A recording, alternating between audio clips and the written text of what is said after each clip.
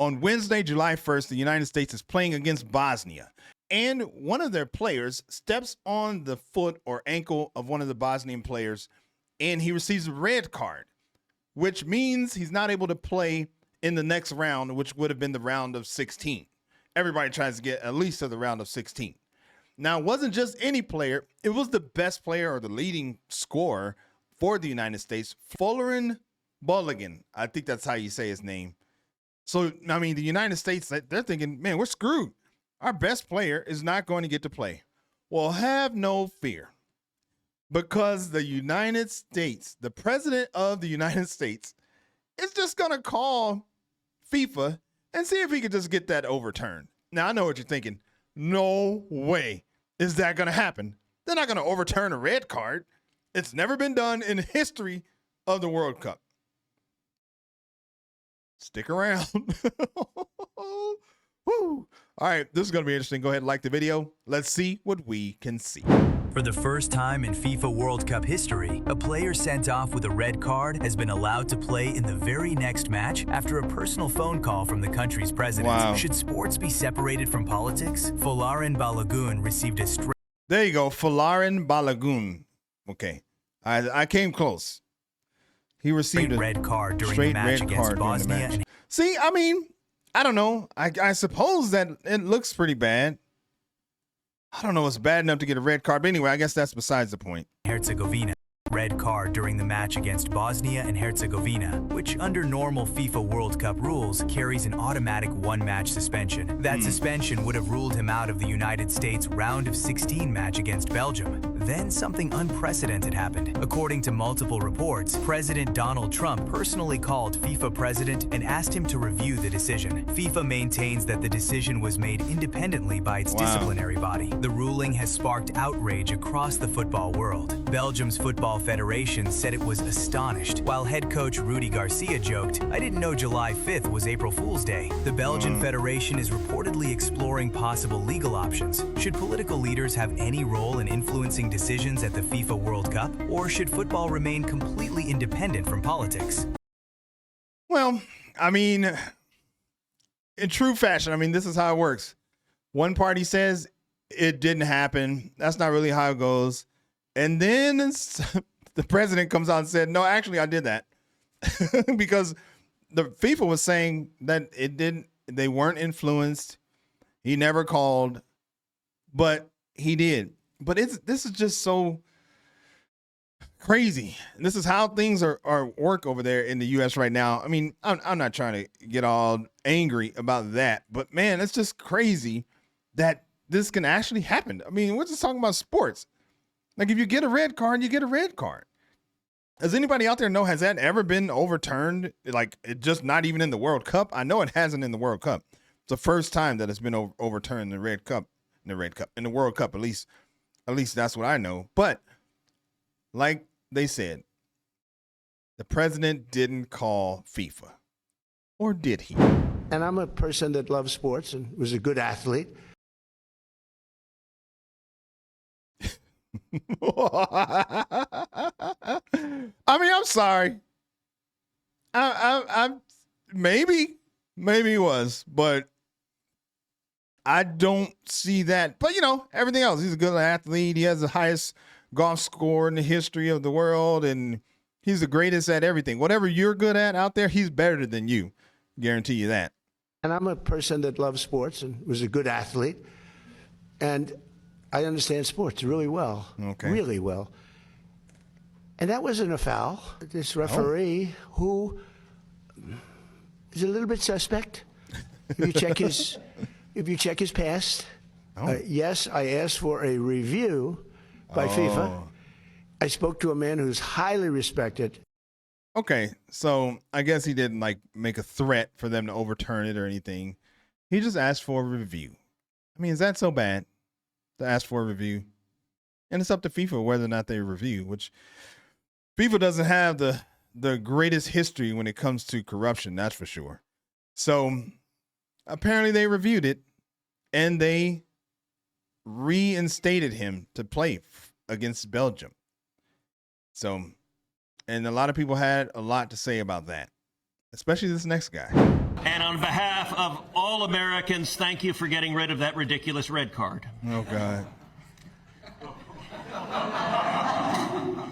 This is his. It was spectacular. There was a reason the FIFA trophy sat here for as long as it did. Oh, God. On behalf of all Americans. Well, I mean, I guess he speaks for everyone. But, yeah. Okay. So we got rid of the red card. Well, I mean, that's just amazing to me. But you know, that's kind of how things go. You're just like almost, it's just like unbelievable. You can't even believe this stuff really happens. It's like, wait a minute. Are we like in real life right now? Like, what's happening? How does this stuff just happen? But it does. And this is like the tip of the iceberg of the crazy stuff that just goes on. Because that's how it is in the U.S. right now. Just crazy stuff happens. But I don't know. I don't know. Let's keep going. All right. So she put this out before she knew that the World Cup was going to happen. So she put this out before she knew the results of the United States-Belgium match. So just kind of prefacing that with this. All right, let's go. Trump was always going to ruin the World Cup. It was just a matter of how.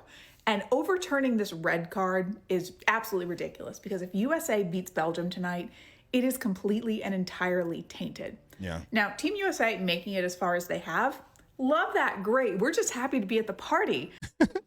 She said, love that, great. I mean, that you don't love it. Not with a follow-up like that. Happy to be at the party. Yeah, that's true. I would say so.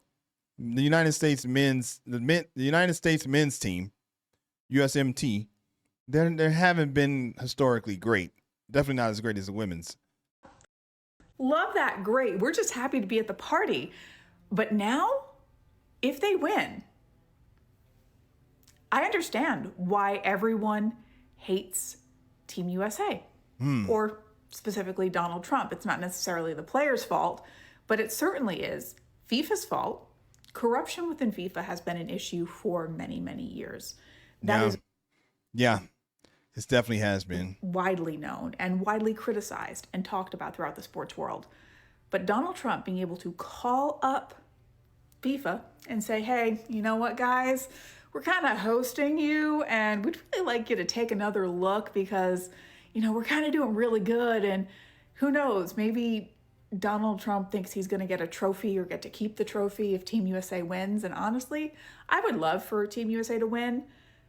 But now, what's the point? What's the point? I mean, I can feel her frustration, definitely. I mean, of course, the team wanted to win. It's just another instance of there being like this shadow over a lot of stuff that goes on in the U.S. And, you know, up until now, the World Cup, I would say, like, arguably has been somewhat of a success in comparison to what a lot of people thought was going to happen, myself included. I mean, I don't know. I don't know what I thought was going to happen, but, you know, with all the noise going on out there, like, I thought for sure it's just going to be a shit show. But that hasn't happened, at least not on a large scale like everyone expected. So it was going great. But, you know, when it comes right down to it, the bottom line is the USA losing, or, well, I was going to say the USA losing is like looks bad on President Trump, which is why he would do everything he can to make sure that they have the best chance to win, which is probably true. But I also think it's a little bit of ego. Like, oh, what's that? He has a red card. Let me see what I could do. That's kind of what I think happened. But, you know, the interesting thing is that a lot of times it's the American people that kind of get the bad rap. I mean, and it's unfortunate. I'm an American. And, you know, I see it here on my channel, you know, in the comments, people bash the USA. I mean, obviously, I'm kind of doing it myself. So see how that works. But, I mean, but that part's unfortunate. And there are a lot of people who were devastated that the U.S. lost. So I don't know. Let's keep going. For USA fans, the World Cup dream ended not just in defeat, but in disbelief. They didn't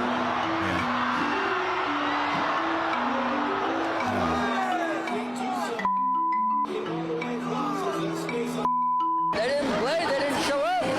No heart. They're flat-footed. Yeah. Not our sport. Not our sport, not our night. We're still building as a country, as a soccer nation. The USA crashed out after a brutal 4-1 defeat in the last 16. I mean, one thing I will say is it's kind of they're saying the right things. The fans are.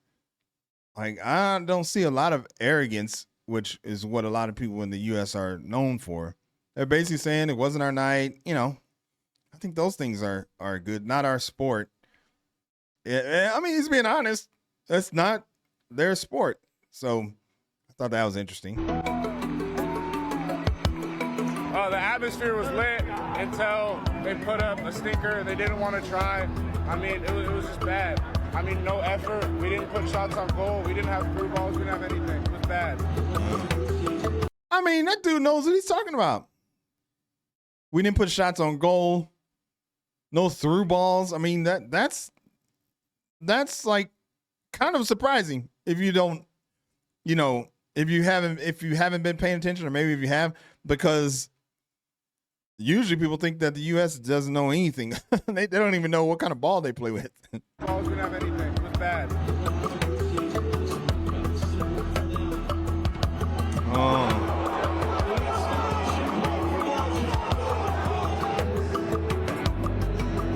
President Trump should not have interfered, and because President Trump interfered, karma does its thing. Oh, he has a Seattle Supersonics hat on. That's old school right there. But that's interesting. That you have somebody who's kind of, I mean, verbally going against the president, which it happens less than you think it would, I guess, or less than you hope it would. Karma does its thing. And I think the team would have rallied together to support the red card that should have been served, because the red card's a red card. That's how it is. That's true. I think we have giving an answer on sports, so it's not nice that politics come between us, but okay, kijk. We have to give an answer on sports. I hear what she's saying. She's basically saying we'll let our actions on the field be our answer. That's what she's saying. It sucks that politics have to get involved, but I'll meet you on the field. She didn't actually meet anybody there, but you know what I'm saying. So that's interesting. If they play like today, I think they can go further and beat Spain also. Easy. We are rooting for whoever. We're just loving all the energy and all the fun that everybody's having. And USA, we're sold on the World Cup. Come on, Belgium, come on! Well, I mean, that was interesting. I haven't been following the World Cup, religiously. I see scores here and there. I watched some of the games. I haven't watched the full game. I just haven't been following it like that. But this is a story that when it came up, I was like, what in the actual hell? Like, I can't believe this is actually something that happened. And I wanted to look into it a little bit more. But, I think all things considered, it ended up the way that it was supposed to, I think. Because as they say in basketball, the ball don't lie. So unfortunately for the U.S., it kind of almost made it to where, like, the universe put everything against them. I don't know if you believe in the universe like I do. So that was a super interesting video. Hopefully you liked that. If you did, then subscribe to the channel. It helps a lot. My name's Greg. I'll catch you in the next video. Peace.